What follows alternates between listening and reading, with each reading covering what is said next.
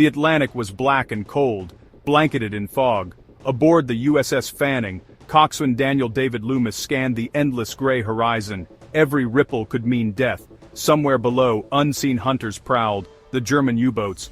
Then Loomis saw it, a thin crease in the water. A trick of light, until it moved. He shouted one word that froze every man on deck. Periscope! Men scrambled to battle stations. Boots thundered across the deck. Lieutenant Walter Henry barked, "Left full rudder, all ahead full." The Fanning heeled into the fog, but this battle began long before that moment. By late 1916, Germany was locked in a stalemate. One admiral had a ruthless plan. Grand Admiral Henning von Holzendorf proposed, "Unleash the submarines. No warnings, no lifeboats." By early 1917, U-boats roamed the Atlantic like wolves. Allied ships vanished daily. April 6, 1917, the United States entered the war, but the ocean remained a graveyard. Then came the convoy system. Group the ships, guard them, fight back. At the heart of it, USS Fanning. Small, fast, lightly armed, but deadly.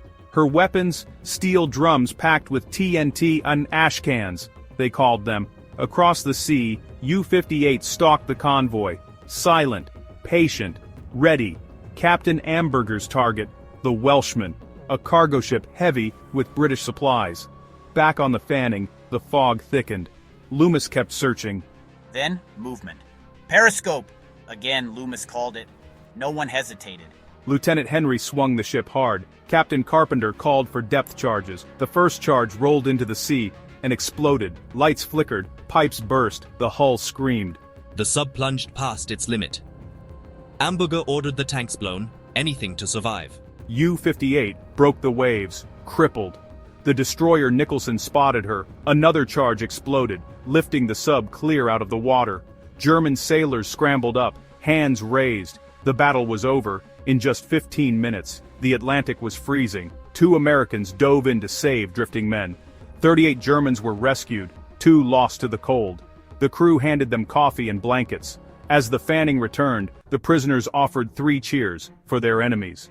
Days later, 1 German was buried at sea. Full honors, silence, on deck. Loomis and Henry received the Navy Cross. Carpenter and Berrien, the Distinguished Service Medal, most symbolic of all, a white star painted on Fanning's funnel. The first kill. The victory proved the convoy system worked. Destroyers became hunters. By the end of 1917, U-boats were hunted faster than they could be built.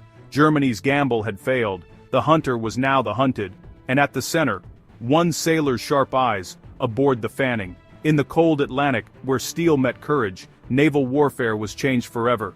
The sea that once hid killers now belonged to those who fought back. Destroyers were no longer just shields. They were hunters. Depth charge drills became routine. Periscope spotting was an art. By year's end, German submarines were being sunk faster than they could be built.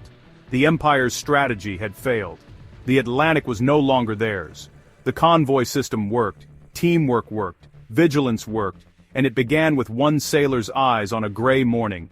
Daniel David Loomis. The men of the Fanning and Nicholson changed the course of naval warfare that day. They returned, not just as sailors, but as the first U.S. crew to kill a U-boat. Their reward? A single white star, painted with pride on their funnel. It stood for more than victory. It stood for vigilance, for resolve. The battle for the Atlantic was long, but the tide had turned. Because in war, victory doesn't always come from the biggest gun. Sometimes, it comes from the sharpest eyes and the calmest hand. In that cold Atlantic mist, the hunter became the hunted.